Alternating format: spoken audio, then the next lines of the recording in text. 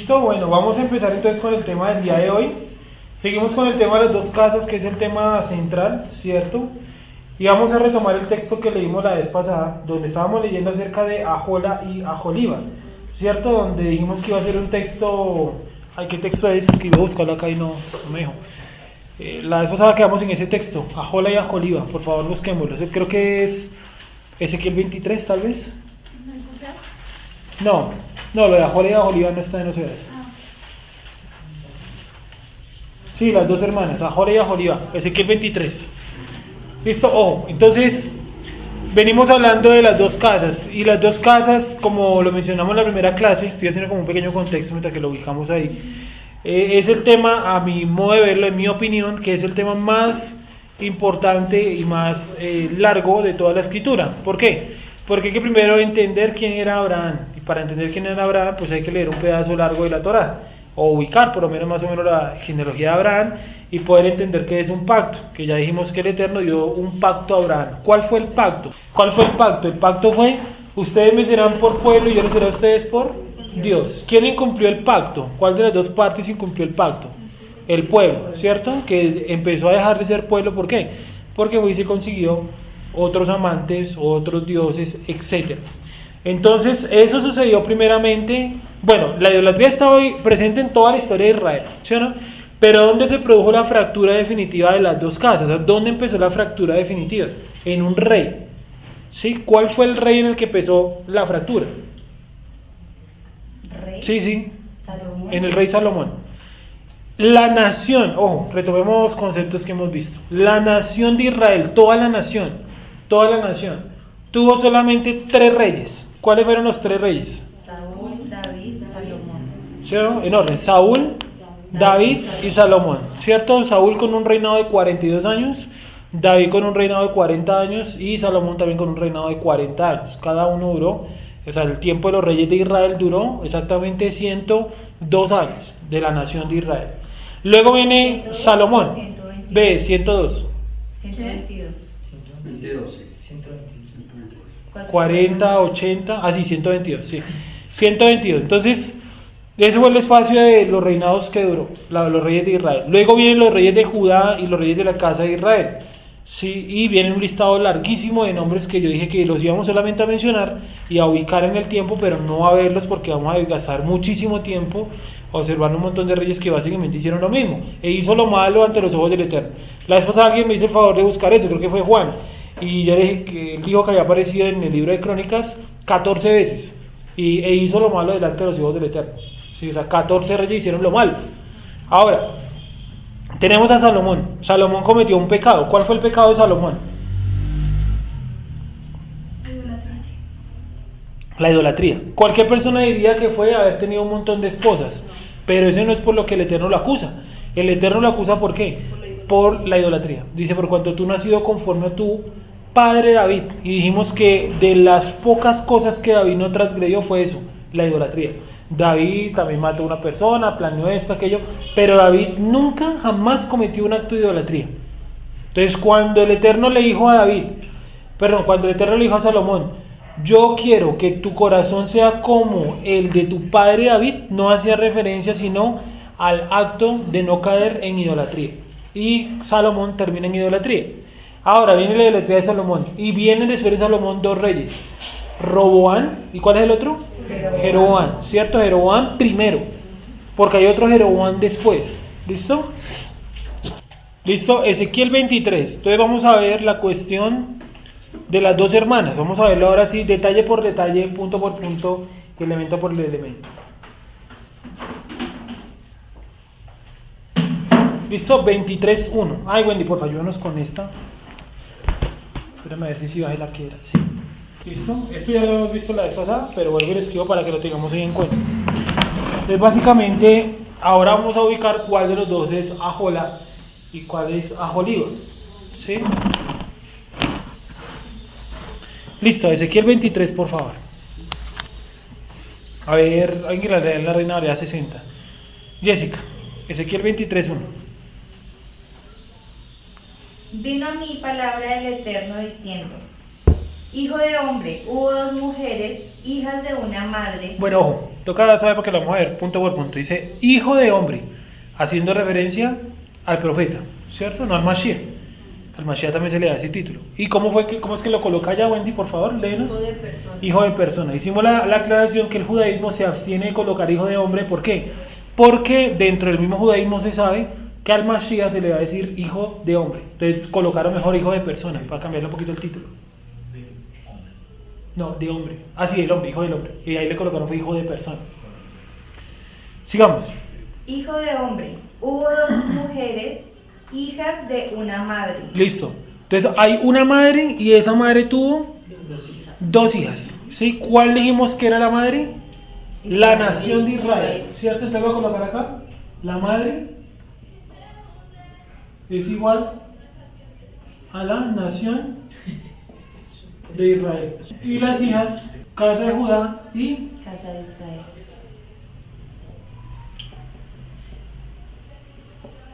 ¿listo? Casa de Judá y casa de Israel. Entonces ya ubicamos la primera parte. Con algunos vi, pero no me acuerdo en qué clase fue. ¿O eso fue con Jessica?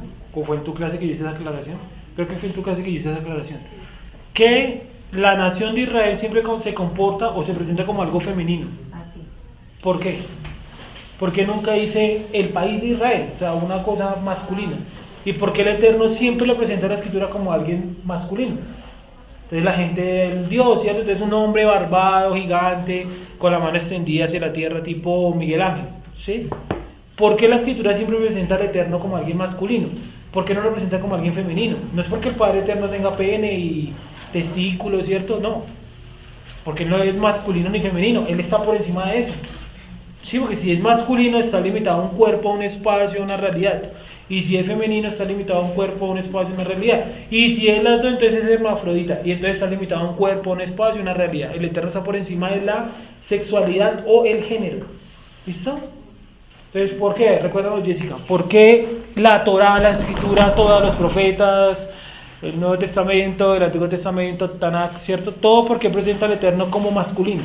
Pues una de las referencias que hacíamos es porque en el sentido de de las funciones que representan lo femenino y lo masculino representa quien da y lo femenino quien recibe. En ese sentido, pues el Eterno es quien da y Israel en el sentido femenino es quien recibe parte del Eterno. Bien, entonces en esa posición la madre en este caso es la nación de Israel, ¿cierto? Y la nación tiene dos hijas, que son la casa de Israel y la casa de Judá. Ya vamos a colocar cuál es Ahola y Aholí. Sigamos, Wendy, Jessica. Estamos, hermano, estamos en Ezequiel 23:3. Las cuales fornicaron en Egipto, en su juventud fornicaron. Allí fueron apretados sus pechos, allí fueron estrujados sus pechos virginales. Las cuales fornicaron en Egipto. ¿En qué momento las dos casas fornicaron en Egipto? Dice que fornicaron en Egipto, pero coloca algo para que usted entienda cuándo. En su juventud. O sea, tiempo atrás de lo que Ezequiel está narrando. ¿Sí o no? En su juventud. Incluso hay una que coloca, ¿cómo lo pone ella? Creo que lo pone cuando eran jóvenes. Aquí en su juventud. Sí, léelo por favor ese pedacito. Ellas prostituyeron en Egipto, en su juventud prostituyeron. Allí han apretado sus pechos y allí han estrujado los senos de sus virginidades. Listo. Entonces, ¿por qué hace referencia que fornicaron en Egipto, en su juventud? ¿Cuándo fue ese momento cuando fornicaron en su juventud? Pues se supone que cuando acogieron los dioses de Egipto como suyos. ¿Cuándo? Cuando eran esclavos allá. Bien. Entonces, en el momento que Israel estuvo esclavizado en Egipto, no podemos decir que todos los israelitas se volvieron idólatras, pero que sí hubo un grado de asimilación, lo hubo. Sí, ¿cómo sabemos que hubo un grado de asimilación? Porque, por ejemplo, el calendario hebreo, ¿cierto?, se había perdido, no estaba establecido. Y el Eterno se lo da a Moisés en Éxodo 12:1, y como que ellos se enteraron que al día siguiente o ese día, que está en discusión todavía sí o no, era el inicio del mes número 1, el año nuevo. Entonces hay un grado de asimilación. Allá en Egipto fue la primera contaminación de nuestro pueblo, porque vamos a echarle para atrás, antes de Egipto. Nos queda más fácil mirarlo de esa manera. Antes de Egipto, la generación que entró a Egipto, ¿había idolatría ahí en los patriarcas y en Jacob? Lo más probable es que no, porque la escritura no menciona que ninguno de los patriarcas haya caído en idolatría. Tenían sus pecados como cualquier ser humano, pero idolatría no. Jacob, ¿era idólatra? No. Desde que pasó el vado, la piedra, ¿cierto? Yo coloco esto como señal, que esto es la casa de Elohim. O sea, idólatra no era. ¿Isaac era idólatra? No. ¿Abraham era idólatra? No. Entonces eso nos reduce que el espacio donde la gente se empezó a contaminar y a perder su, entre comillas, virginidad, porque todo esto es en un sentido espiritual, no es en un sentido sexual. ¿Fue en dónde? En Egipto. Entonces cuando el pueblo estuvo en Egipto, viviendo en Egipto y luego fueron esclavos en Egipto, allá fue donde se produjo la primera contaminación de nuestro pueblo. Entonces voy a volver a leer el 3, ya que colocamos un precedente ahí. Leámoslo, Jessica, el 3. Las cuales fornicaron en Egipto, en su juventud fornicaron. Allí fueron apretados sus pechos, allí fueron estrujados sus pechos virginales. Sigue, por favor. Y se llamaban la mayor Ahola y su hermana Aholiba, las cuales llegaron a ser mías y dieron a luz hijos e hijas, y se llamaron Samaria Ahola. Ya, alto. Ahí toca hacer entonces suavemente. ¿Cuál es la mayor? ¿Ahola o Aholiba? Ahola. ¿Cuál es la mayor? O sea, más abajo lo dice. Volvamos a leer el versículo. Dame un segundito. El versículo 4. Lee. Y se llamaban la mayor Ahola, Sí. y su hermana Aholiba, Sí. las cuales llegaron a ser mías y dieron a luz hijos e hijas, Sí. y se llamaron Samaria Ahola. Ahola. Entonces tenemos acá la casa de Israel. Esta es Ahola, La mayor. que hace referencia a la mayor, es decir, Samaria, ¿cierto? Y la casa de Judá sería, Y Jerusalén Aholiba. dame un segundo, Aholiba, que sería la menor, ¿cierto? Haciendo referencia buenas noches, a Jerusalén. ¿Listo? ¿Hasta ahí alguna duda? ¿Alguna pregunta hasta ahí? Entonces, señor. Yo no quiero decir una pregunta, sino más bien es como una cuestión que encontré, que Ahola significa su carpa. Acá lo dice. Y hace, sí, o sea, significa hebreo como tal de cada nombre. Aholiva significa que... Mi carpa en ellas. Judá. Judá. Vamos, eso lo vimos la vez pasada también, ¿lo recuerdan? Vamos a leerlo, por favor. Alguien lo leyó, en una Biblia estaba. Yo me acuerdo que le dije, lean la Biblia, que ahí está En la Biblia que tenga con en la Reina Valera 60. ¿Es la tuya? No. Ah, ahí está el significado. A ver, leamos el significado de Uber. ¿Cómo dice ahí qué significa Ahola? Dice... Y eso lo vimos la vez pasada, que hacía referencia a algo muy interesante. Tabernáculo de ella. ¿Eso qué significa, perdón? ¿Ese es Ahola? Entonces voy a colocar acá, Ahola. ¿Qué significa ese Ahola? Tabernáculo de ella. Tabernácula de ella, ¿cierto? Y Aholiba significa Mi tabernáculo. mi tabernáculo en ella. ¿Se acuerdan o tomaron nota la vez que lo expliqué? Que aquí tabernáculo de ella hace referencia que los samaritanos, es decir, la casa de Israel, construyó su propio lugar de adoración, su propio lugar de culto, ¿sí o no? A su manera. Y les mostré un versículo donde dice que el rey colocó 2 becerros de oro, uno en Betel y otro en Dan, y colocó además de eso otro calendario. O sea, montó su propia religión. Ah, y escogió Los de Moloch. de Moloch, el tabernáculo, no los, sino el tabernáculo de Moloch.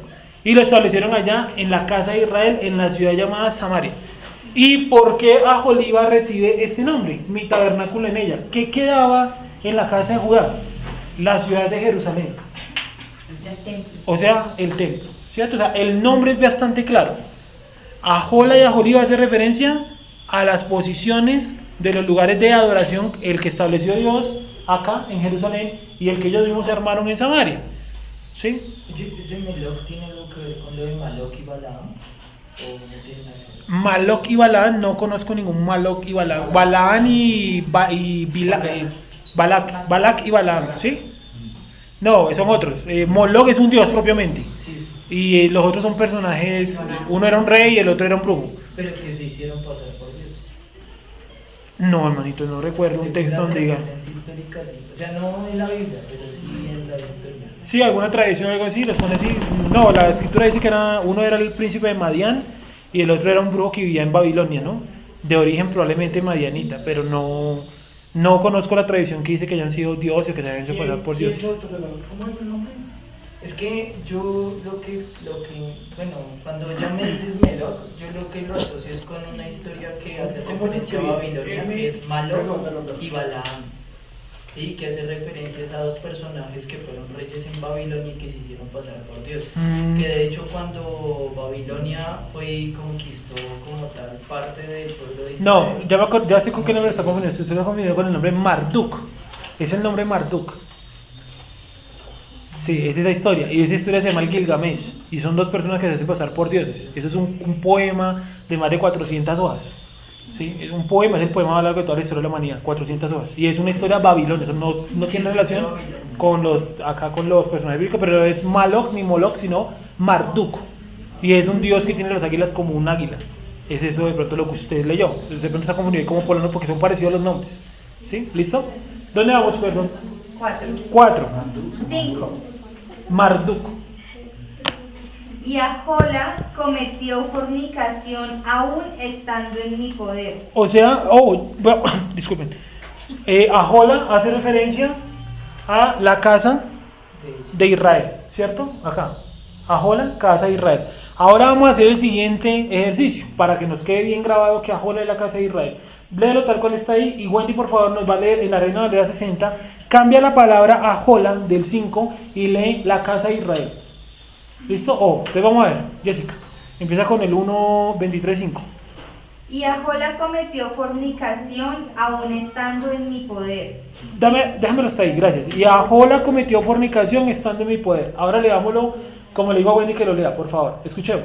Y la casa de Israel cometió fornicación aún estando en mi poder. Sí, obviamente si usted está leyendo en hebreo, usted capta rápidamente la Ahola y el Aholiva. Es decir, usted lee Ahola y usted sabe que eso significa el tabernáculo de ella. Y usted no tiene un problema ahí al leer. Nosotros como estamos leyendo en español y Ahola no es una palabra española, se nos enreda.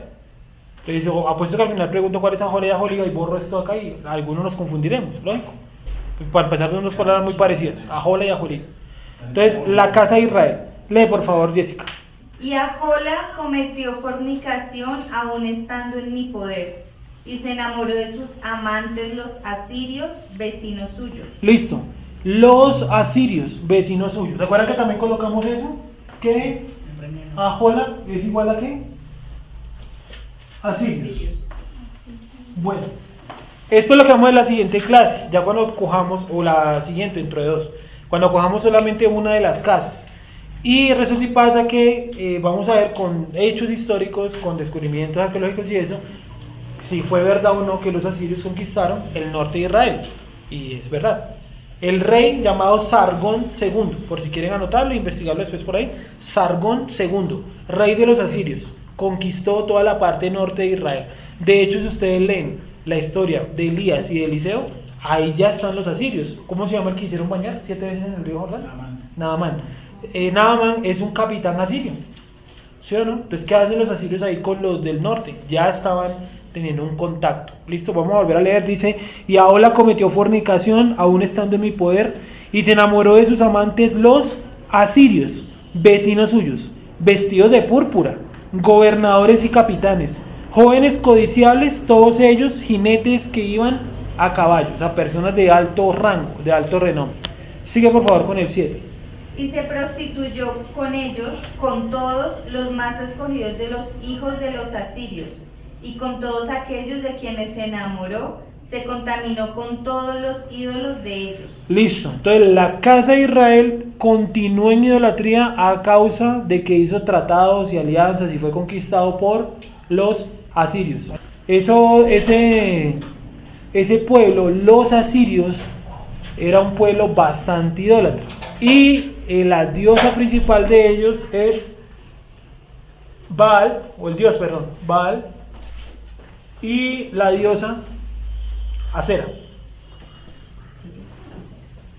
Recordarán ustedes la historia de Elías, que decapitó a unos falsos profetas, ¿no? 400 profetas de Baal y de Acera. ¿Cuál era el culto a Baal y Acera? ¿Qué practicaban? Que eso lo vamos a ver después, pero es como para no dejar ahí botado el hilo. ¿Qué practicaban en el culto a Baal y Acera? ¿Qué creen ustedes? ¿Alguien ha leído sobre eso? ¿Alguien sabe sobre el culto de Baal y Acera? Sexo anal. Entre muchas cosas. El de cera era elegir un árbol Un árbol. y tener relaciones sexuales debajo del árbol. Ujú. Y al de Baal, pues sé que le sacrificaban niños y construían como una especie, las estatuas eran como especies de hornos en donde ponían a los niños encima. Bien, eso eran más o menos los cultos. Voy a seguir. Y se prostituyó con ellos, ya lo leímos, con todos aquellos de quienes se enamoró, se contaminó con todos los ídolos de él. 8, léelo, Jessica. Y no dejó sus fornicaciones de Egipto, porque con ellas se echaron en su juventud, y ellos comprimieron sus pechos virginales y derramaron sobre ellas su fornicación. Sí, es decir, los israelitas, a pesar de que se mezclaron con los asirios y pecaron con los dioses de los asirios, seguían manteniendo ideas sacadas de Egipto. Y las ideas de Egipto siguen estando en nuestro corazón. Por eso cada vez que celebramos Pesaj, recordamos principalmente, no celebramos la muerte de los primogénitos en Egipto. Eso no se celebra. El pueblo no lo celebró esa noche. Dice que los perros ni siquiera movieron su lengua. Nadie celebró la muerte de los primogénitos, nadie. Y nadie la va a celebrar jamás. ¿Qué es lo que se conmemora ese día? Que el Eterno nos invita a nosotros a dejar a un lado la idolatría, a salir de Egipto. Sí, entonces siempre viene la misma preguntita y es ¿por qué Yeshua, si es el Mashiach, no murió en la fiesta de Yom Kippurín, sino que murió en la fiesta de Pesach? ¿Por qué no murió en Yom Kippurín si en Pesach no se perdonan los pecados? ¿Sí? Esa es una pregunta que ya respondimos aquí la vez pasada y dijimos que la muerte de Yeshua en Pesach indica la libertad del yugo del pecado. Pero el pecado todavía está. ¿O usted no peca? ¿Todos pecamos, sí o no? Entonces, ¿cuándo va a ser quitado el pecado por completo? Durante el ejercicio de su gobierno, ¿verdad? Cuando el Eterno entregue a él el gobierno, la gloria, ¿cierto? El poder y eso, y él gobierna acá en el planeta. Entonces, en ese momento será quitado el pecado. ¿Por qué? Porque la Torah será colocada como una vara de hierro y el que peque, entonces, ¿qué? Morirá. Y nadie podrá decir, según el libro de Isaías, mis padres pecaron y yo llevo el pecado. Dice, cada quien comerá las uvas y el que hubiese comido las uvas se le pudrirán las muelas o los dientes y morirá por su pecado. Punto. ¿Sí? Sigamos. 9. Por lo cual la entregué en mano de sus amantes, en mano de los hijos de los asirios de quienes se había enamorado. Ellos descubrieron su desnudez, tomaron sus hijos y sus hijas y a ellos mataron a espada. Sí, ¿por qué? Porque la casa de Israel fue llevada prisionera, cautiva, a diferentes partes de Asiria, partes tan lejanas como la India, partes tan lejanas como el sur de Rusia, y toda esa gente que sacaron de Samaria, hay antepasados de nosotros ahí. ¿Sí? No estoy romantizando la cuestión, es que si nuestros antepasados no fueron sacados de la tierra, entonces nosotros no hacemos parte del pacto. ¿Sí o no? En algún momento nuestros antepasados fueron sacados de la tierra de Israel, haya sido por los asirios, por los babilonios, por los romanos, por los que sean, pero fueron desterrados de ahí y por eso estamos acá hoy en día, Colombia, hablando español, en un país que es de trascendencia católica, fundado por católicos, los españoles, ¿sí o no? Y además de eso, idólatra, porque cada pueblo tiene su propia versión de la Virgen María, etc. Sigamos.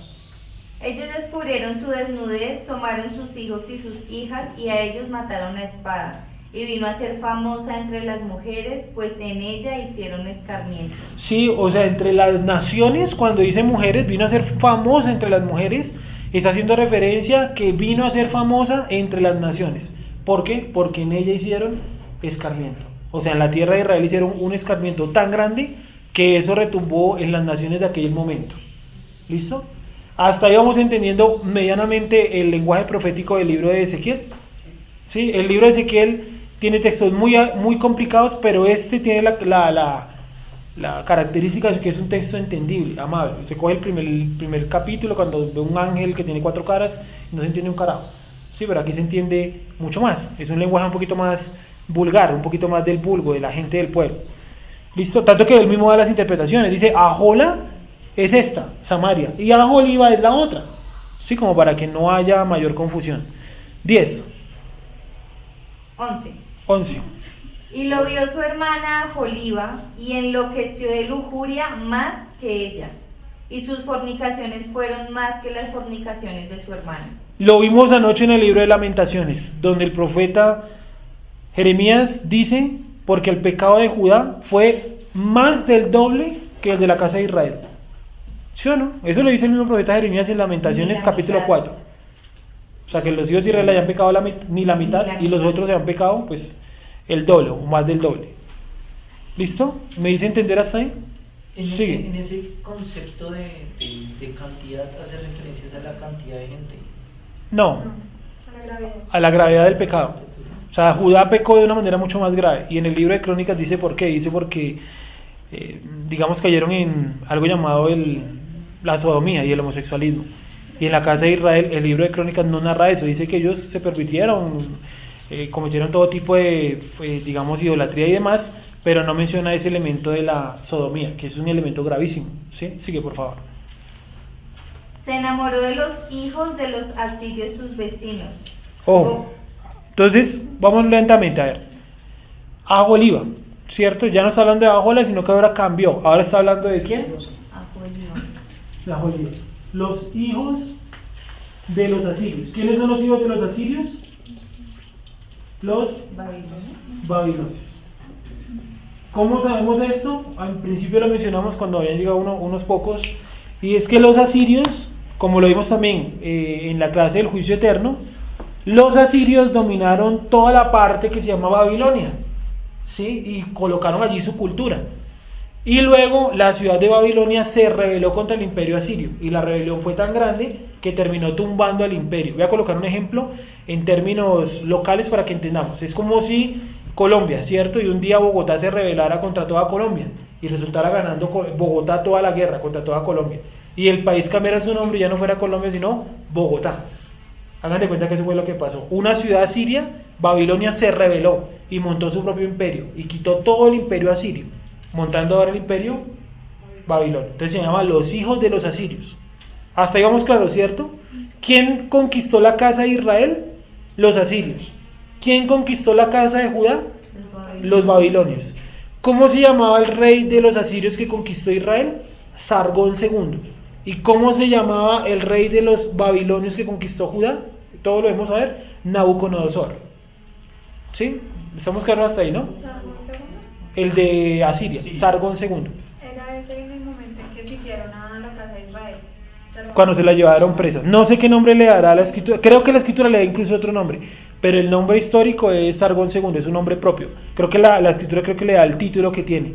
Cuando conquistaron a la casa de Israel. Ahorita no está por ahí. ¿Dime? Sí, ¿por dónde empezaron? ¿Por Samaria? Otra vez nuevamente que no entendí. Cuando conquistaron la casa de Israel, es decir, Asiria, ¿por dónde empezaron? ¿Por Samaria? Hagamos de cuenta esto, no ver. Hagamos de cuenta que esto es Israel, iba a decir Colombia. Sí, este cuadro. Está partida por la mitad, esto es Judá y esto es Israel. Samaria queda ubicada justo aquí, cerca al límite con Judá. Los asirios entraron por esta zona de acá, por todo el norte. Es decir, primero tuvieron que derrotar varias aldeas y ciudades para poder llegar a la capital. O sea, no fue como que la primera ciudad invadida fue Samaria. No, primero conquistaron otras pequeñas villas. ¿Listo? Cuando veamos cada una de las casas por aparte, vamos a ver los mapas y eso, cómo fue la invasión. ¿Vale? Sigamos. Se enamoró de los hijos de los asirios, sus vecinos. O sea, los babilonios. Estamos hablando ya de Aholiba. Sigue.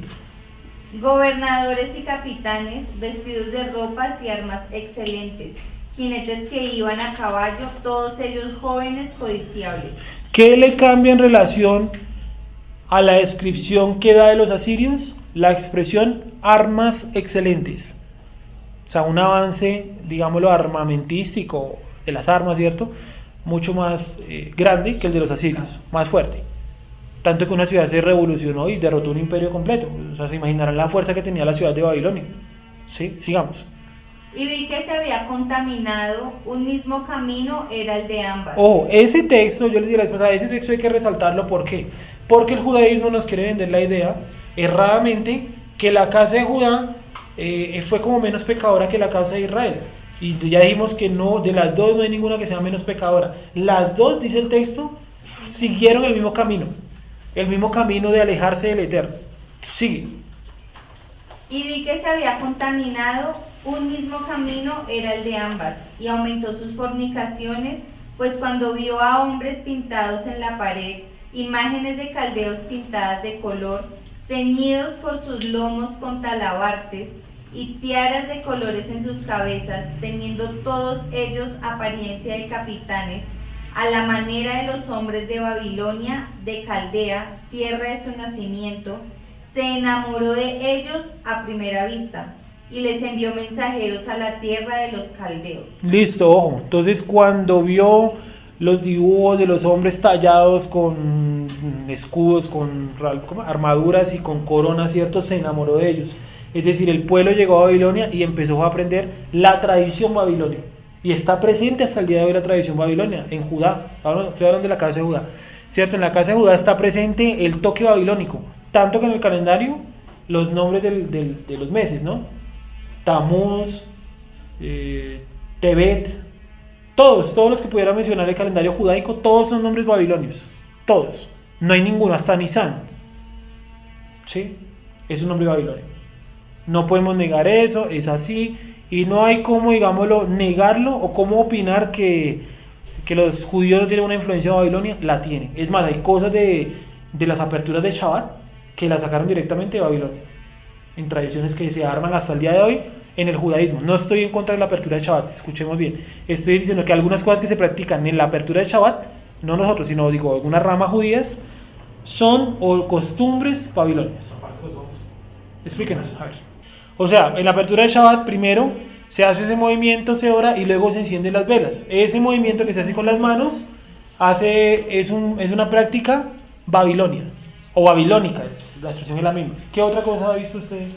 Babilónica, el Talmud, No más, el Talmud de Babilonia se llama. Y es el más profundo, lleno de mística, porque ellos tuvieron la paciencia y el tiempo para quedarse ahí escribiéndolo, ¿no? Además, ellos protegían a muchos de los que acá en Judá.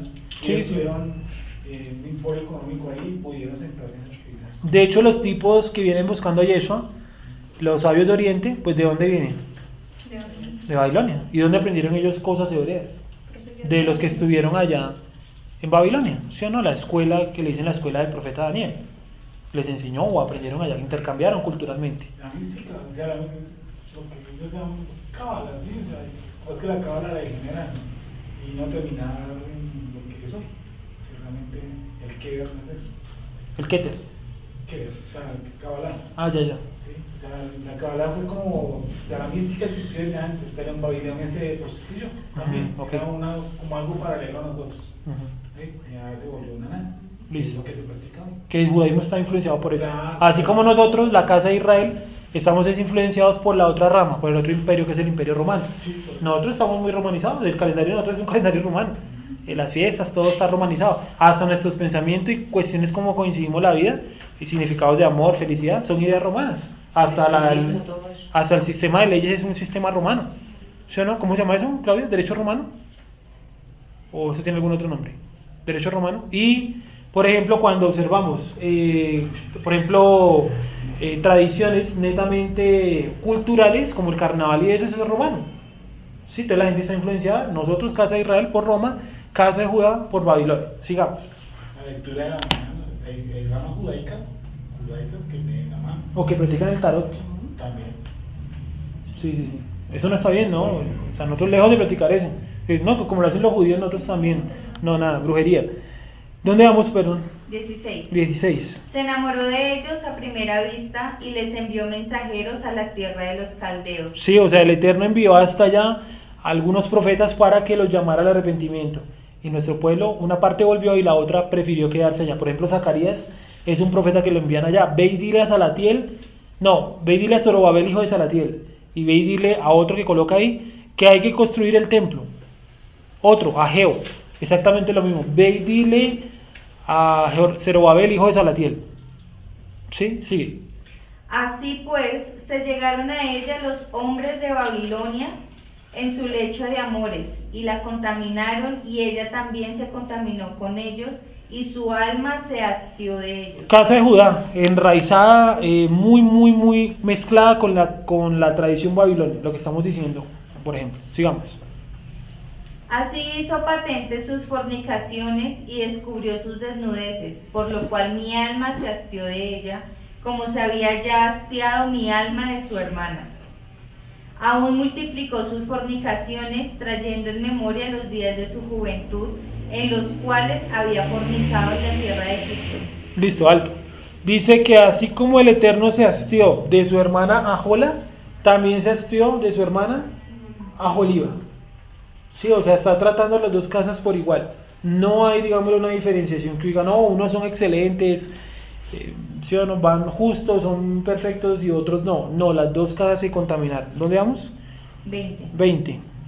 Y se enamoró de sus rufianes, cuya lujuria es como el ardor carnal de los asnos, y cuyo flujo como flujo de caballos. Sí, esos son, lo coloca obviamente en un sentido sexual, pero no está haciendo referencia solamente a crímenes sexuales, sino también al deseo desaforado por querer hacer el mal. Sí, su pensamiento es todo de mal. Entonces constantemente los asirios, pero los babilonios estaban que robando, matando, invadiendo, idolatría, orgías. Era un pueblo sumamente desordenado y los judíos se vieron absorbidos por esa cultura.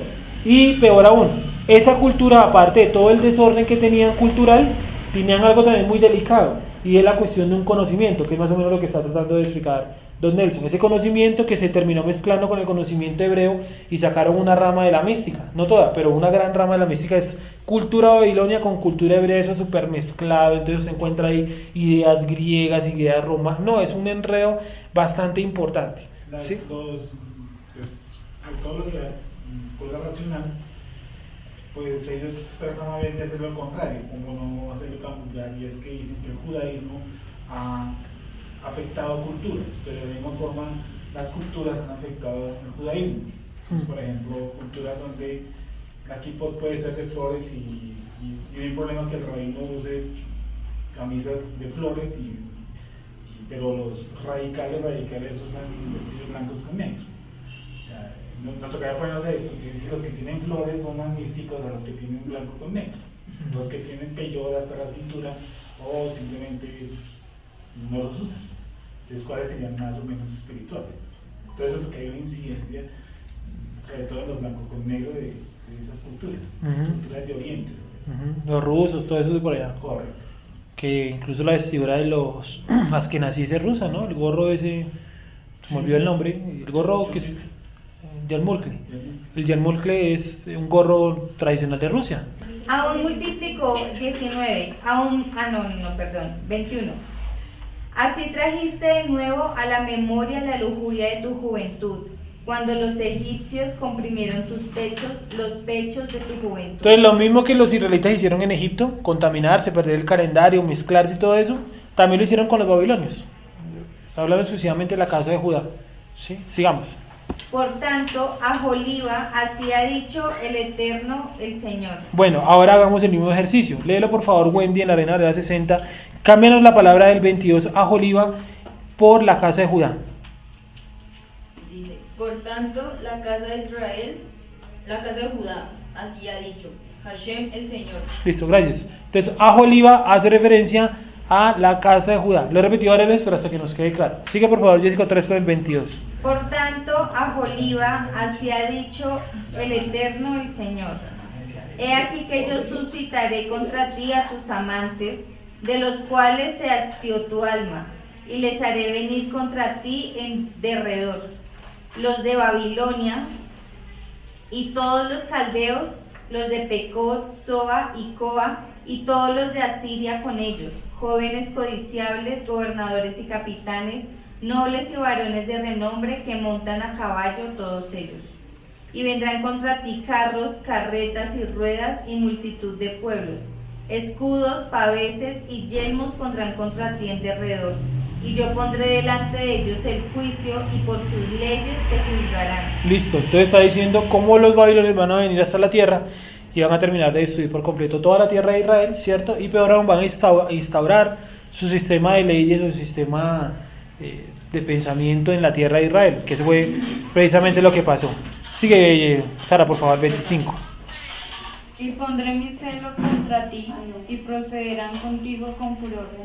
Te quitarán tu nariz y tus orejas, y lo que te quedare caerá a espada. Sí, la nariz y las orejas, ¿por qué no dice los ojos? La nariz o digamos otro tipo de sentido, el tacto, porque exclusivamente la nariz y tus orejas. Leámosla ya, Wendy, en esa versión, el 25. Pondré mi celo contra ti, y procederán contigo con ira. Tu nariz y tus orejas quitarán, y tu final será que a espada caerás. Ellos a tus hijos y a tus hijas tomarán, y tu final será que serás consumida a fuego. Bueno, nariz y tus orejas. ¿A qué hace referencia? Estamos hablando solamente de Judá. O sea, aquí se hace referencia a Joliba, ¿no? La casa de Judá de Jerusalén. Bueno. ¿A qué cree que pueden hacer referencia?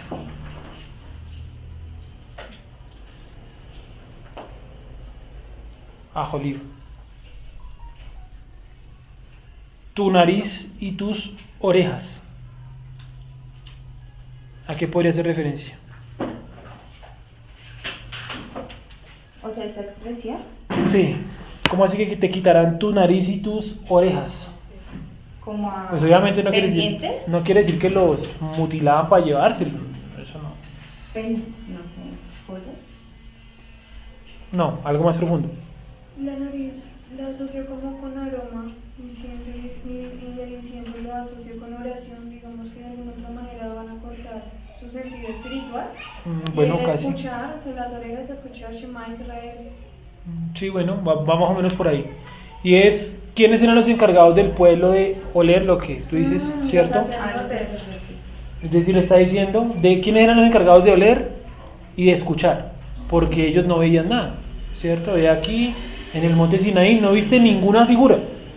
O sea, en el lugar santísimo y en el lugar santo, lo menos importante es ver. Por eso la luz de la menorá, pues realmente tuvo que haber sido muy pequeña, no la suficiente para iluminar todo ese lugar y que fuera así como estas lámparas, así, no. Era una luz tenue, además que era aceite, luz aparte de aceite quemado. Entonces, realmente ver dentro del lugar santo y lugar santísimo era algo secundario. Principalmente se utilizaban dos sentidos, si era el olfato y el escuchar. Porque aquí me presentaré delante de ti, en medio de los dos ángeles, allí me manifestaré y allí hablaré a ti. ¿Cierto? ¿Ahí se escuchaba? Dentro de los dos ángeles, perdón, en medio de los dos ángeles, en el propiciatorio. Claro. Entonces, cuando dice este texto que quitarán las orejas y la nariz, está haciendo referencia que quitarán al sacerdocio. Lo van a matar, o sea, que los van a matar. Los van a deportar. Pero sí. Los van a deportar. A unos lo mataron y a otros sí los deportaron. O sea, los van a sacar de su función dentro del templo. Anoten eso porque creo que eso es como importante. Y es, cuando hace referencia a la nariz y a las orejas, hace referencia a la labor sacerdotal. El Eterno está diciendo, yo voy a quitar al sacerdote. ¿Listo? Sacerdote. Acuérdense, en el lugar santo, en el lugar santísimo, ver no es lo importante. Porque aquí van a ver qué figura, una forma humana, no, porque Dios no es una forma humana. Ver era algo secundario. No quiere decir que no sea importante, igual algo secundario. ¿Sí? Ellos tomarán a tus hijos y a tus hijas, y tu remanente será consumido por el fuego. Ya saben que los babilonios también llevaron gente cautiva, de los judíos hasta Babilonia, entre ellos a Daniel el profeta y sus amigos llamados Sadrach, Mesach y Abednego. ¿Sí lo recuerdan? ¿Listo? Sigamos. 26, Sara. Y te despojarán de tus vestidos y te arrebatarán todos los adornos de tu hermosura. Ojo, te despojarán de tus vestidos y te arrebatarán todos los adornos de tu hermosura. Acá hace referencia. Estamos cayendo punto por punto para que quede bien clara esa profecía explicada. Te quitarán tus vestidos y todos los adornos de tu hermosura. Ojo, adornos. Adornos.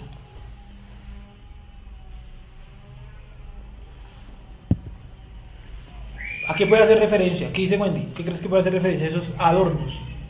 Al templo, porque si venimos hablando del sacerdote y los siguientes adornos, pero sería relacionado al sitio como tal. Muy bien, rápidamente alguien que me lea, puede ser, a ver, Claudia, búscame por favor, es de las Nehemías, Nehemías capítulo 1.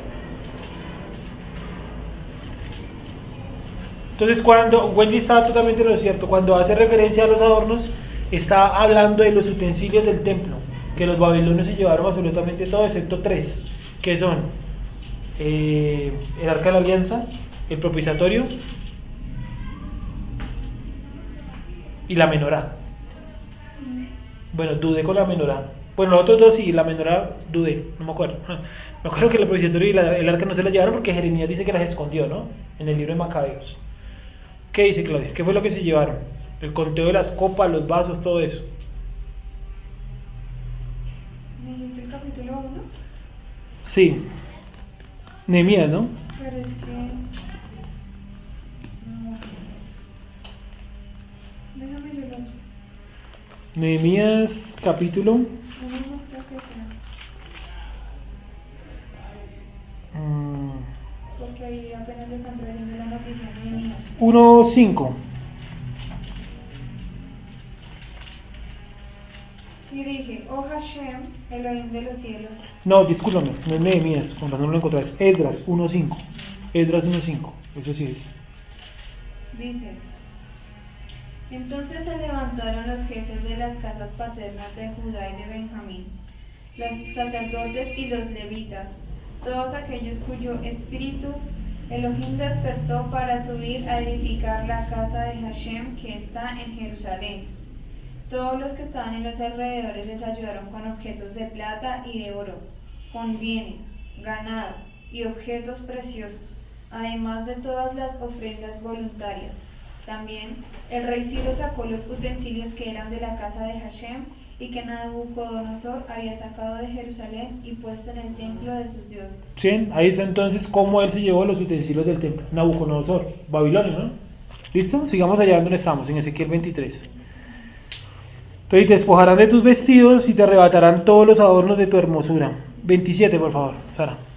Y haré cesar de ti tu lujuria y tu fornicación de la tierra de Egipto, y no levantarás ya más a ellos tus ojos, ni nunca más te acordarás de Egipto.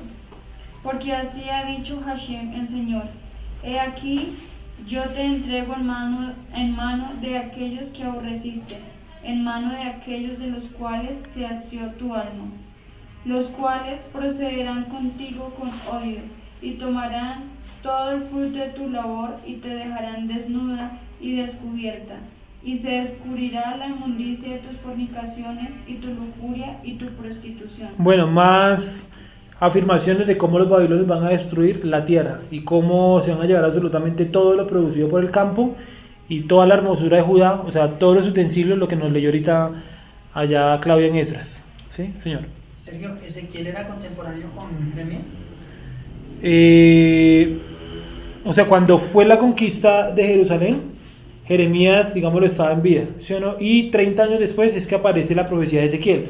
Es decir, cuando Jeremías, hagamos el siguiente ejemplo, cuando Jeremías tenía, digamos, 40 años, Ezequiel puede haber tenido entre 10 y 15 años. O sea, son contemporáneos, pero no tienen la misma edad. Eso es lo que trato de decir. Es decir, la profecía como tal, sí está separada en tiempo. Lo que pasa es que, hermano, había que mirar acá atrás, porque realmente no lo recuerdo en este momento, en qué momento empezó esta profecía. Tocaría mirar en qué rey empezó. Por ejemplo, dice el mes séptimo, el mes quinto, a los 10 días del mes, cuando dicen el año séptimo. Por ejemplo, aquí llevan 7 años apenas de exilio, en Ezequiel 20. Es decir, la profecía cabe, porque a ver, les recuerdo a los que ya lo vimos en historia. Nosotros pensamos, ¿verdad?, que el exilio que provocaron los babilonios en Jerusalén fue de golpe, o sea, como que los tipos llegaron y se llevaron a todo el mundo y destruyeron la ciudad. No, fue en 3 etapas. La primera etapa se llevaron solamente a la élite, por ejemplo el profeta Daniel se lo llevaron en esa etapa. En la segunda etapa se llevaron a los sacerdotes y a toda la gente millonaria, toda la gente que tenía plata. Y en la tercera etapa, casi 25 años después de la primera, se llevaron a toda la gente del pueblo que era de bajo rango. O sea, fueron 3 etapas de exilio, pero la primera persona que salió de Israel cumplió 70 años. O sea, digamos que haya sido Daniel. Daniel duró por fuera de la tierra 70 años exactos. ¿Listo? O sea, el exilio no era para todos como pueblo escogidos de la mano, sino desde que fue sacado el primer judío, empezaron a contar los 70 años. ¿Listo? Sigamos. Estas cosas se harán contigo porque fornicaste en pos de las naciones, con las cuales te contaminaste en sus ídolos. En el camino de tu hermana anduviste. Yo, pues, pondré su cáliz en tu mano. Así ha dicho Hashem el Señor. Beberás el hondo y ancho cáliz de tu hermana, que es de gran capacidad. De ti se mofarán las naciones y te escarnecerán. Esto es directamente la casa de Judá, ¿cierto? Dice, tú beberás la copa de tu hermana, es decir, de la casa de Israel, y las naciones se burlarán de ti, o sea, de los judíos, ¿sí? De la casa de Judá. Sigamos. Serás llena de embriaguez y de dolor por el cáliz de soledad y de desolación, por el cáliz de tu hermana Samaria. Ahí está, o sea que Jerusalén iba a ser igual de desolada como alguna vez fue desolada Samaria. Sigamos, o sea, las dos ciudades, las dos capitales fueron ambas desoladas, destruidas. Lo beberás pues y lo agotarás, y quebrarás tus tiestos y rasgarás tus pechos, porque yo he hablado, dice Hashem el Señor. Por tanto, así ha dicho Hashem el Señor, por cuanto te has olvidado de mí y me has echado tras tus espaldas, por eso lleva tú también tu lujuria y tus fornicaciones. ¿Quién se olvidó entonces del pacto? No puede ser el Eterno, fue el mismo pueblo el que se olvidó del pacto. Y a causa de eso olvidó entonces el Eterno dijo, ustedes se olvidaron de mí, entonces vayan, continúen, ¿cierto? Con sus abominaciones, con sus fornicaciones. Sigue. Y me dijo Hashem, hijo de hombre, ¿no juzgarás tú a Ahola y a Aholiba y les denunciarás sus abominaciones? Las dos por igual. No juzgarás tú a la casa de Israel y a la casa de Judá y les denunciarás sus abominaciones, porque han adulterado y hay sangre en sus manos y han fornicado con sus ídolos. Aún a sus hijos que habían dado a luz para mí hicieron pasar por el fuego quemándolos. ¿Cómo así que los hijos que habían dado a luz para mí? ¿A qué hace referencia a eso? A los primogénitos. Acuérdense que para los primogénitos hay un rescate, ¿no? El rescate de los primogénitos. Y exclusivamente el culto a Baal era sacrificio de exclusivamente los primogénitos. ¿Listo? Entonces pues ahí está. Sigamos. Aún esto más, ¿sí? ¿O 37? 38. 38. Ah, bueno, los hicieron pasar por fuego, tal lo que estamos viendo acá. Sí. Aún esto más me hicieron. Contaminaron mi santuario en aquel día y profanaron mis días de reposo. Sí, contaminaron mi santuario. ¿Qué santuario? No dice el santuario, sino mi santuario. ¿Cuál? ¿Cuál lugar contaminaron? El templo. ¿Cierto? ¿Y profanaron qué? Mis días de reposo. Mis shabbats. Sí, ¿cómo dice ahí, Wendy, por favor? Aún más que esto me han hecho, y purificaron mi santuario en aquel día, y a mis sábados han profanado. Sí, ¿ves ahí en el hebreo qué palabra es? Shabbatot.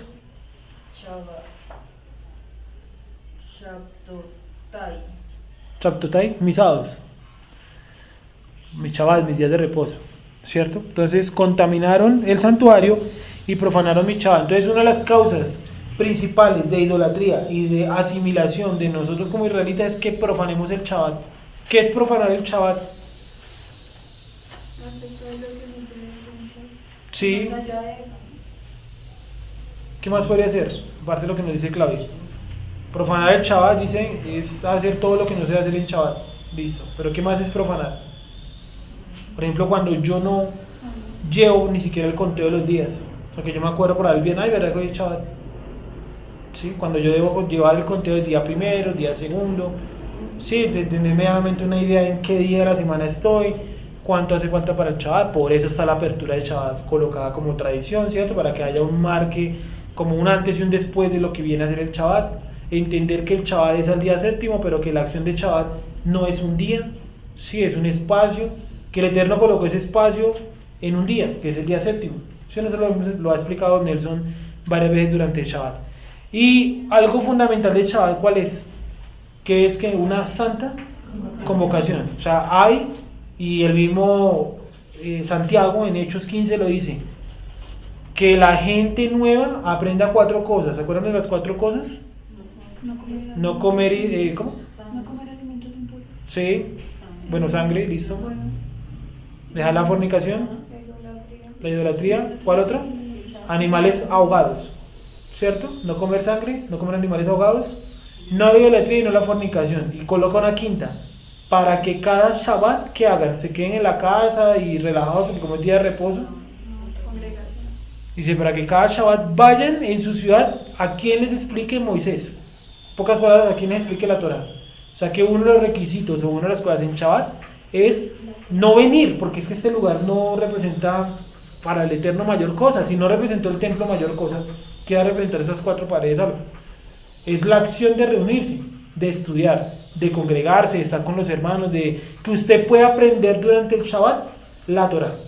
Esa es la acción. No importa si usted va a se reúne en un parque con una comunidad, la acción es reunirse, ¿sí? No estar encerrados en un cuarto como este. ¿Sí? Ahora no quiere decir que reunirnos acá esté mal. Digo, coloco diferentes situaciones. La importancia es reunirse. ¿Reunirse a qué? A algo santo. Y es a estudiar la escritura, a aprender la Torah. ¿Vale? Sigamos. Entonces, 39. Ya casi vamos terminando. Bueno, todavía nos quedan varios. Pues habiendo sacrificado sus hijos a sus ídolos, Lo que acaba de explicar a Baal. entraban en mi santuario el mismo día para contaminarlo. Y he aquí, así hicieron en medio de mi casa. Ojo, sacrificaban a sus niños y el mismo día entraban al santuario para contaminarlo. Pero ¿cómo lo contaminaban? ¿Qué tipo de contaminación en específico llevaban? Por muerto. Muy bien. Hasta el día de hoy el mismo judaísmo, Nathan Menashe lo dice, el día de hoy todos nosotros los judíos estamos contaminados por muerto. Entonces alguien le pregunta, ¿por qué si a mí nunca se me ha muerto un familiar? Y él dice, a mí sí, yo estoy contaminado y por estar aquí con usted lo estoy contaminando. Todos estamos contaminados por muerto. ¿Cómo se quita la contaminación por muerto? Con las cenizas de la vaca roja mezcladas con agua. Y siempre queda uno contaminado. ¿Sí o no? El último queda contaminado. Entonces, por lo tanto, ¿qué quiere decir eso? Que el Eterno nos dejó una encerrona, es que todos tenemos hoy esa impurificación, la contaminación a causa de muerte, todos, porque aquí alguien se le ha muerto un familiar, o el simple hecho de que a mí se me ha muerto un familiar, estén todos aquí conmigo, ya estamos todos contaminados, ¿sí? Entonces, está diciendo eso, que sacrificaban a sus hijos y el mismo día entraban al templo y lo contaminaban por muerto. ¿Listo? ¿Se acuerdan que un profeta decía, ¿hasta cuándo claudicaréis entre dos caminos? Vamos a leerlo, Primera de Reyes 17:5, creo.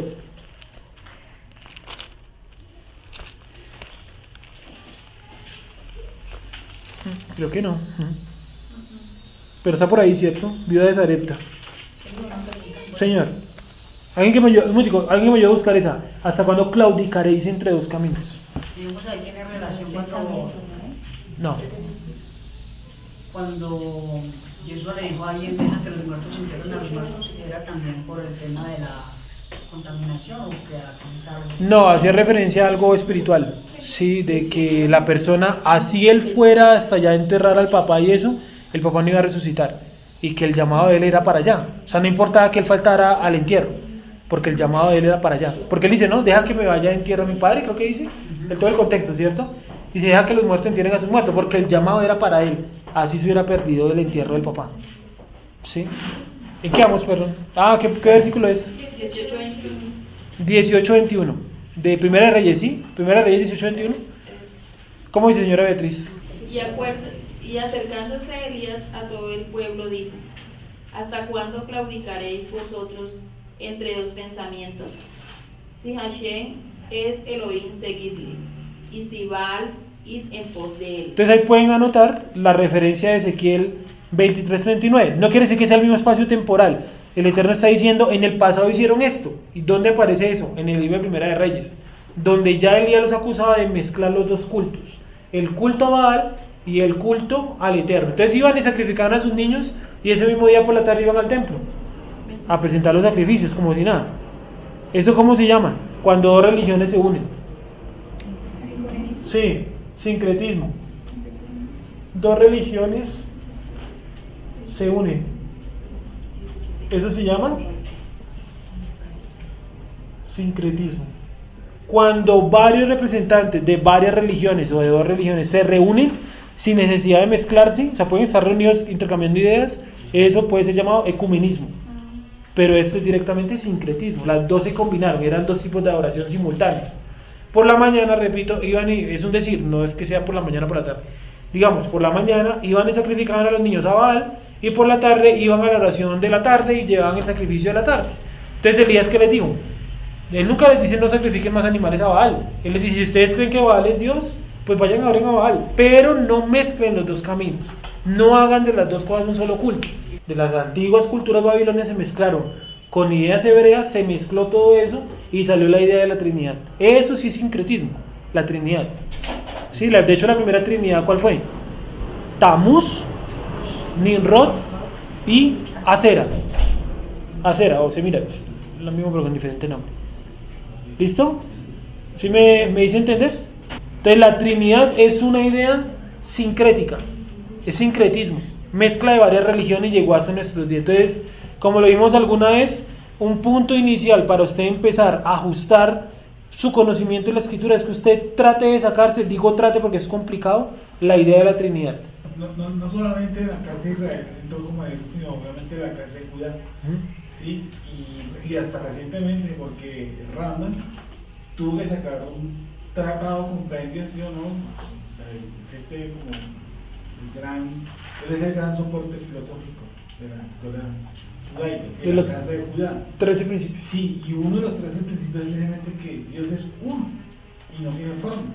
Y si él en el 1200, no me acuerdo bien, en el 1100 algo, escribe que Dios es uno solo y que no tiene forma, es porque le está diciendo al judaísmo que en esa época creían muchas escuelas que Dios tenía forma. Sí. Es decir, eso no es un mal solo de la casa de Israel, correcto, sí. También está en la casa de Judá. Si el Rama lo escribió es porque quería tener el judaísmo eso. Sí. Eso es uno solo.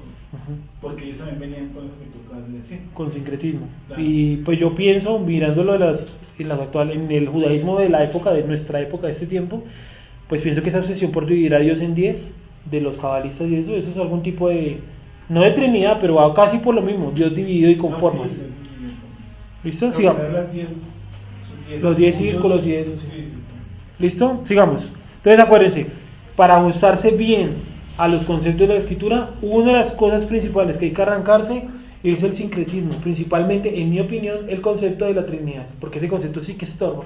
¿Dónde íbamos, perdón? 23:39. Entonces vamos a... ya vimos el santuario, que contaminaban el santuario, ¿no? Un sincretismo, ahí vamos, donde se mezclaron esas ideas de el culto a Baal con ir al templo, ¿sí? Entonces el Lutero está condenando eso, así como también lo condenó allá el profeta Elías, que dice: ¿hasta cuándo claudicaréis entre dos pensamientos? Si Baal es Dios, ir a servirlo, y si Jehová es Dios, ir a servirlo, pero la idea era que no sé qué, que no se mezclaran los dos cultos. Sí. Además, enviaron por hombres que viniesen de lejos, a los cuales había sido enviado mensajero. Y he aquí vinieron, y por amor de ellos te lavaste y pintaste tus ojos y te ataviaste con adornos. Y te sentaste sobre suntuoso estrado, y fue preparada mesa delante de él, y sobre ella pusiste mi incienso y mi aceite. ¿Qué pasó, padre? 41. 42. Y se oyó en ella voz de compañía que se solazaba con ella, y con los varones de la gente común fueron traídos los sabeos del desierto. Y pusieron pulseras en sus manos y bellas coronas sobre sus cabezas. Y dije respecto a la envejecida en adulterios: ¿todavía cometerán fornicaciones con ella y ella con ellos? O sea, lo que está narrando ahí es cómo los israelitas, principalmente la casa de Judá, trató de ganarse por la buena a los babilonios y les dio incluso puestos y, digámoslo así, los nombró como, ¿cómo les digo yo?, como parte del gobierno israelita. Y de todas maneras, haber hecho eso no mitigó la ira de ese pueblo y el poder de ese pueblo contra la casa de Judá. De todas maneras los destruyeron, ¿sí? Aunque trataron de ser amigos. Trataron de apaciguarlos. Sí, trataron de darles como contentillo. Sigue, por favor. Porque han venido a ella como quien viene a mujer ramera. Así vinieron a Ahola y a Aholiba, mujeres depravadas. O sea, está diciendo las dos casas son depravadas.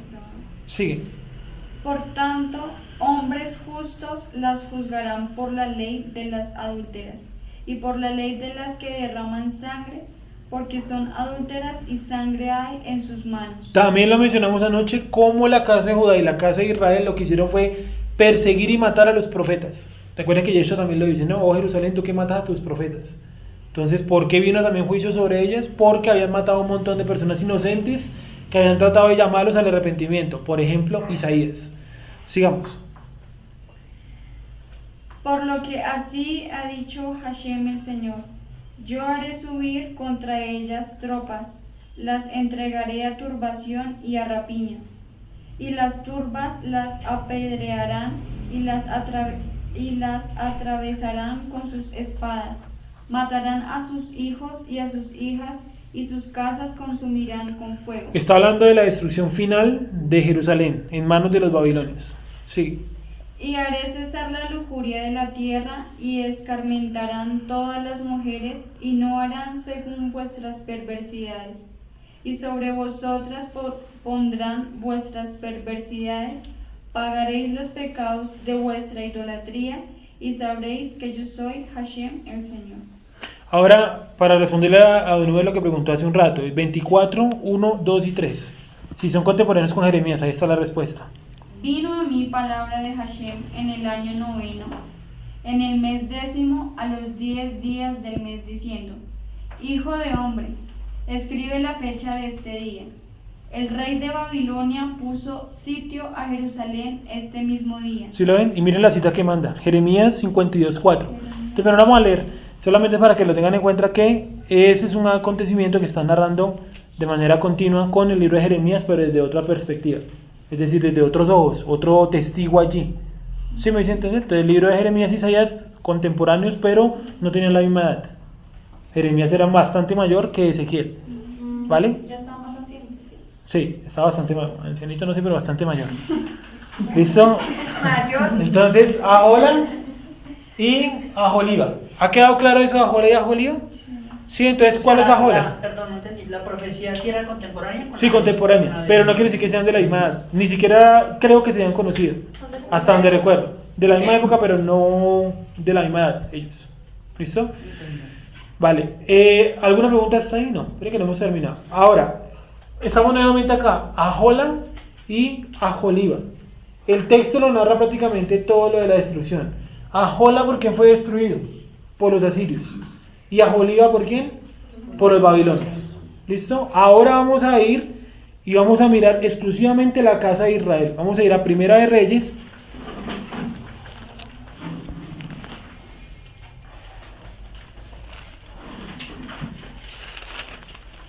No, Segunda de Reyes, perdón. Un segundito.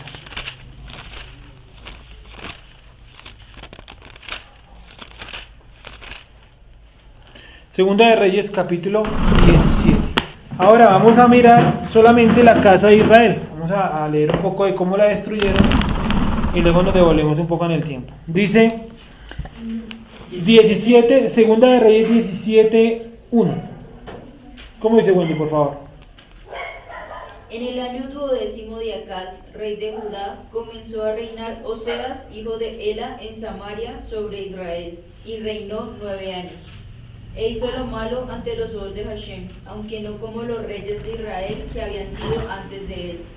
Contra este subió Salmanásar, rey de los asirios, y Oseas fue hecho su siervo y le pagaba tributo. Bueno, ese Salmanásar es el mismo Sargón II. ¿Listo? Salmanásar es el mismo Sargón II. Solamente que Sargón es el título que tiene allá en Asiria, y Salmanásar puede ser su nombre personal, como usted llamarse como el Papa. ¿Sí o no? El Papa se llama Francisco I, pero su nombre verdadero es, creo que Juan Bergoglio. ¿Es el yo? ¿Juan? ¿Con S o con Z? No, con S, creo que está con S, ¿no? Salmanásar. Ah, Sargón. No, con S. Sargón con S. Sargón II. Ese era el título dado a los reyes, ¿no? Sí. Salmanásar. No, Sargón era el título dado. Ese Sargón. Y Salmanásar era el nombre personal. Entonces el título es Sargón. Ahora, cuando ustedes, eso lo expliqué cuando vimos la vida de los egipcios, y es cuando ustedes encuentren cronologías o nombres de las culturas antiguas, les toca mirar si el traductor es un traductor de origen griego o si es un traductor de origen griego, o de origen latino, o sea, de origen romano, porque los griegos le cambiaron los nombres a casi todo. Entonces, por ejemplo, Tutankamón es Tutankamón porque es el nombre griego, pero en latín el nombre es Tutmosis. ¿Sí? Entonces, esos cambios de nombre suelen confundir mucho a los historiadores, pero toca coger por una sola línea. En este caso vamos a coger por el nombre que dice acá, Salmanasar, aunque sabemos que es el mismo Sargón II. ¿Listo? Entonces, contra este subió Salmanasar, rey de los asirios, ¿y qué hizo? Le hizo pagar tributo. Le hizo pagar tributo, o sea, lo esclavizó, pero aún no lo destruyó, ¿cierto? Sigue, por favor. ¿A quién está leyendo? Wendy, por favor. El 3, el 4. 4. Mas el rey de Asiria descubrió que Oseas conspiraba, porque había enviado embajadores a Sou, rey de Egipto, y no pagaba tributo al rey de Asiria, como lo hacía cada año, por lo que el rey de Asiria le detuvo y le aprisionó en la casa de la cárcel. Y el rey de Asiria invadió todo el país y sitió a Samaria y estuvo sobre ella 3 años. En el año 9 de Oseas, el rey de Asiria tomó Samaria y llevó a Israel cautivo a Asiria, y los puso en Jalak, en Harbor, junto al río Gozán, y en las ciudades de los medos. Bueno, miren que las ciudades que menciona ahí, que son las ciudades de los medos, están ubicados en el país que hoy en día se llama Uzbekistán, o sea, totalmente al otro lado de la tierra de Israel. O sea, Uzbekistán está más cerca de China que de Israel, para que me entiendan un símil. Y se lo llevaron hasta allá. ¿Por qué llevar a unas personas de su tierra natal, llevarlos tan lejos a otra parte, otro pueblo, otra ciudad? ¿Por qué ese viaje tan extremo? ¿Por qué no se los llevaron al siguiente pueblo? ¿O por qué no los dejaron ahí donde vivían? ¿Por qué desterrarlos de esa manera? Bueno, yo sé que es un castigo divino, ¿cierto? Pero realmente, ¿qué objetivo estaban haciendo los asirios? ¿Para qué llevar gente tan lejana hasta Uzbekistán? Imagínense el paseíto que les tocó darse. ¿Por qué? Desarraigo total. Desarraigo total. Que jamás tuvieran el deseo de volver. Que los hijos nacieran por allá, que pereza volver al otro lado del planeta. ¿Y a qué si por allá ni conocemos? Entonces es una manera muy efectiva que utilizaban las culturas de la antigüedad para sacar a la gente de su cultura y se lo llevaban a otra ciudad, allá con otra gente de otros pueblos, para imponerle la cultura. Es como si yo me trajera para Colombia gente de China, gente de Rusia y gente de la India, y acá yo les enseñara una nueva cultura. Sí, obviamente volver ellos a su país va a ser muy complicado, pues están enraizados acá, ¿sí? Y eso que los africanos preservaron su cultura aquí en el Chocó y demás, porque ellos no se mezclaron básicamente casi con los españoles ni con los indígenas, prácticamente crecieron comunidades negras, solo negros, ¿sí? En cambio allá no, allá sí los colocaron. Pero mira que no es tanto como el de nosotros, porque ellos, por ejemplo, los dioses y toda la parte cultural, las fiestas y eso, sigue estando muy enraizada allá. Sí, hay unos libros de una mujer negra feminista en Estados Unidos, ella investiga eso ampliamente, es de apellido Thompson la vieja, y ella dice eso, que los negros nunca han perdido su cuestión tradicional, o sea, la idea de la fiesta y eso sigue siendo allá africano, y es por eso, porque las culturas negras no pasaron, por ejemplo, como los indígenas, que se mezclaron todos con todos. ¿Sí? Entonces nosotros sí, o los israelitas sí sufrieron eso, que los llevaron a otra tierra y los colocaron a vivir con otras culturas. Sigue por favor leyendo, bueno. 7.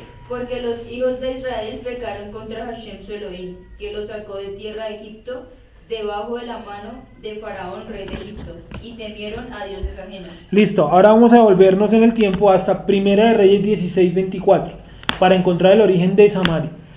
¿Cuál fue la primera capital de Israel, establecida por Josué? Silo, ¿cierto? Silo. ¿Dónde quedaba ubicada Silo?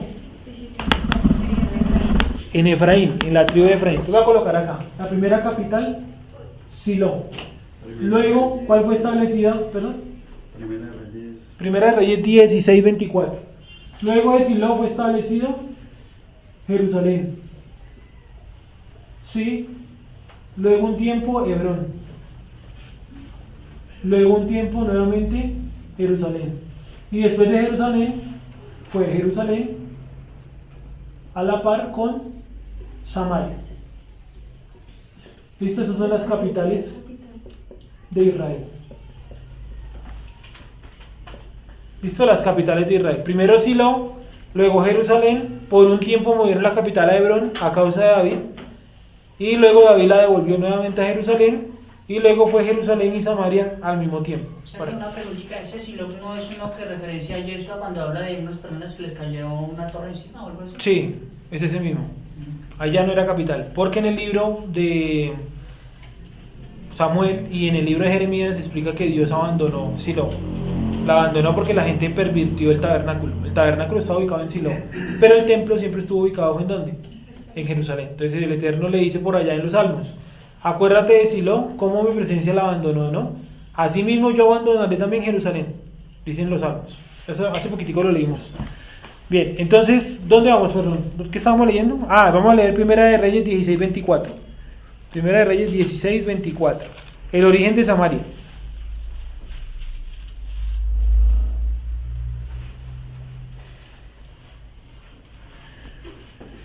¿Listo? ¿Se acuerdan ustedes que en Jerusalén también la compraron por precio?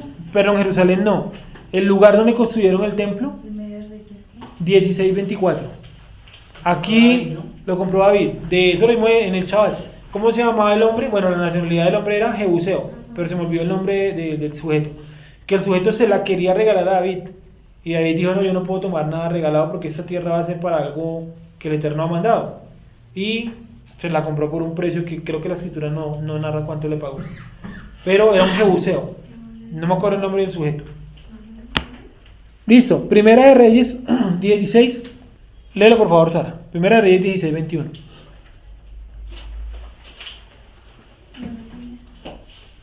¿Quién lo tiene, perdón? Dale, hermano, por favor. 16:21 hasta el 24. Entonces el pueblo de Israel fue dividido en dos partes. La mitad del pueblo seguía a Tibni, sí, hijo de Ginet, para hacerlo rey. La otra mitad seguía a Omri, 22. Mas el pueblo que seguía a Omri pudo más que el que seguía a Tibni, hijo de Ginet. Y Tibni murió y Omri fue rey, 23. En el año 31 de Asa, rey de Judá, comenzó a reinar Omri sobre Israel y reinó 12 años. En Tirsa reinó 6 años. Entonces, esas son ciudades que colocaban no como capital, sino como casa de gobierno. Porque capital es que ya está establecida durante varias generaciones. Y aquí los tipos era el lugar donde ellos vivían, aquí yo voy a gobernar. No es necesariamente una capital. Y miren dónde surge Samaria, en el versículo 24. Y compró él de Semer el monte de Samaria por 2 talentos de plata y edificó en el monte. Y llamó el nombre de la ciudad que edificó Samaria, del nombre de Semer, señor que fue de aquel monte. ¿Listo? Entonces, ojo, miren el origen de Samaria. Un rey llamado Omri, de la casa de Israel, decide comprar el monte a un sujeto llamado Semer y le coloca a la ciudad de Samaria en honor al antiguo dueño del monte. ¿Cuánto costó el monte? 2 talentos de plata. Realmente fue muy, digámoslo, económico, ¿cierto? Un monte completo por 2 talentos de plata para construir una ciudad como Samaria salió de verdad muy, muy económico. Ahora, vamos a leer la vida de Omri, gracias, porque dice que Omri hizo lo malo ante los ojos del Eterno, pero no es tema para este momento. Sí, una preguntita. ¿Ese Samaria hoy en día qué es? ¿Ese Samaria hoy en día qué es? Es una parte... desapareció. Hay una ciudad que es llamada Samaria, pero realmente donde quedaba la Samaria original hay una aldea, ¿cómo decirlo?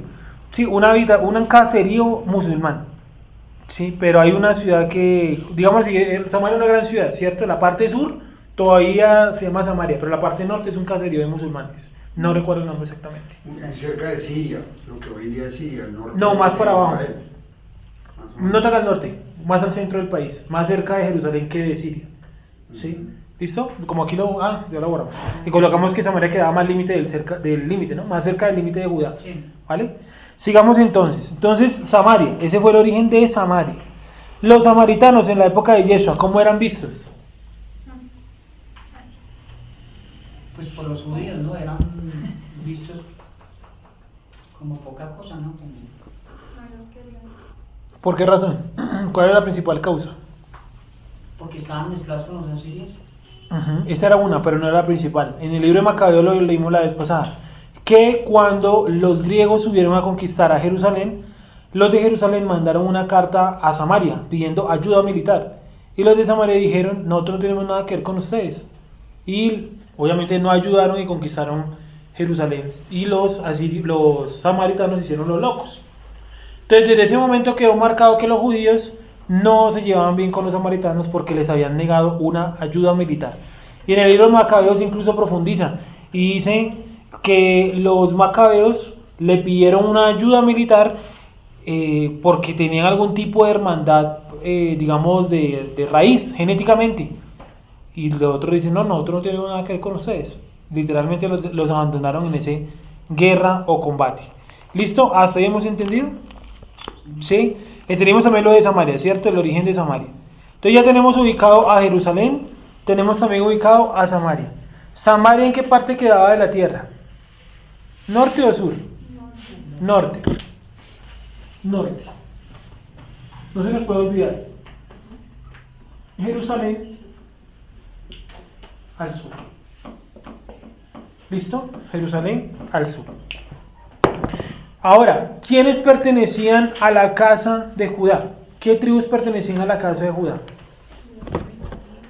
Entonces, casa de Judá.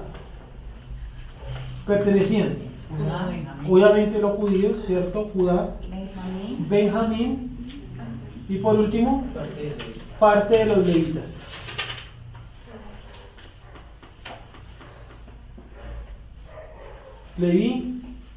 Judá, Benjamín y Leví. Pero también quedaron levitas al otro lado. Sí, claro. Entonces vamos a colocar acá casa de Israel. Rubén, Simeón, Isaacar, Dan, Zebulón, Gad, Neftalí, Asher, Joseph, ¿cuál otro? ¿Cuál? Dan. Leví. Y parte de Leví. Algunos levitas, pero falta la más importante. Algunos levitas. Joseph, que está dividida en Efraín, ¿y cuál es la otra? Manasés. ¿Listo? Esos hacen parte de la casa de Israel y estos de la casa de Judá. Por favor, anótenlos. Acuérdense de colocar parte de los levitas. ¿Sí? Parte de los levitas. ¿Por qué quedaron parte de los levitas en la casa de Israel? Porque los levitas estaban distribuidos entre todas las tribus. Principalmente las ciudades de refugio, ¿sí o no? Entonces habían ciudades de refugio que estaban ubicadas en la tribu de Manasés. Como estaban ubicados en la tribu de Manasés, pues hacían parte de esa administración política. ¿Listo? Anoten eso. Ahora, vamos a terminar. Perdón, una pregunta. Pero igual, si algunos levitas quedaron dentro de la casa de Israel, no se les cuenta como tal como una tribu. No, porque esas son las divisiones de las tierras. Y los levitas no tenían tierras como tal. Tenían las ciudades de refugio, ¿no? Muy específico. Y es importante entender también que, por ejemplo, podía haber judíos en la casa de Israel. Sí. Y podía haber gente de las demás tribus en la casa de Judá. Sí, pero la mayoría eran judíos, benjaminitas o levitas. La vez pasada leímos un caso en la época de Yeshua donde hay una mujer que todavía se sabe de qué tribu es, de la tribu creo que de Aser, que es una profetisa, ¿no? Y esa profetisa lo que hace es profetizar o dar gracias al Eterno porque ha nacido finalmente el Mashiach. ¿Listo? Ahora para terminar, vamos a lo que estábamos leyendo la última vez, donde está la división de Israel como tal. Veamos un segundito. Primera de Reyes 11, creo que es. Primera de Reyes 11. Primera de Reyes 11. Vamos a leer, perdón, es el 12. 12:22. ¿Cómo? ¿Te puedo hacer una pregunta? Tú dices que los levitas estaban principalmente en las ciudades de refugio, sí. Sí. Pero no todos en las ciudades de refugio. Había un número grande ubicado en Jerusalén. Porque de cada tribu habían seis ciudades que eran para los levitas, dentro de las cuales habían unas que eran de refugio. Sí, exactamente. Es que pensé que todos vivían en las ciudades de refugio, me confundí. No. Y Jessica, había un gran número de ellos que habitaban en el templo. De hecho, habían habitaciones y todo. Y se turnaban. Entonces, por ejemplo, si yo era un levita y estaba asignado a la tribu de Efraín, yo tenía un turno para subir hasta allá. Y ofrecía mis sacrificios, mi servicio y eso, y me devolvía nuevamente a la tierra donde me tenían asignado. Que eso fue lo que le pasó al papá de Samuel, que el papá de Samuel era un levita que habitaba en la tribu de Efraín. Y Samuel nace en el monte de Efraín. Pero el país cumple su labor y se devuelve. Dice como cada año tenía el día de su labor. El sumo sacerdote, ¿de dónde vivía? Ese sí vivía en el templo, ahí en las habitaciones, directamente en Jerusalén. Esto, Primera de Reyes 12, versículo 21 hasta el 24. ¿Cómo dice Wendy, por favor? Y cuando Roboam vino a Jerusalén, reunió a toda la casa de Judá y a la tribu de Benjamín, 180,000 hombres, guerreros escogidos con el fin de hacer guerra a las casas de Israel y hacer volver el reino a Roboam, hijo de Salomón. Pero vino palabra de Hashem a Semaías, varón de Elohim, diciendo: Habla a Roboam, hijo de Salomón, rey de Judá, y a toda la casa de Judá y de Benjamín y a los demás del pueblo, diciendo: Así ha dicho Hashem: No vayáis ni peleéis contra vuestros hermanos, los hijos de Israel. Volveos cada uno a su casa, porque esto lo he hecho yo. Y ellos oyeron la palabra de Elohim y volvieron y se fueron, conforme a la palabra de Hashem. Listo, entonces ya vemos ahí que el Eterno había colocado su mano en ese asunto. Y vemos claramente cómo están a un lado judíos y benjaminitas, y al otro lado están las demás tribus. Está distribuido de esta manera, ¿vale? ¿Cuál de los dos reinos duró más que el otro?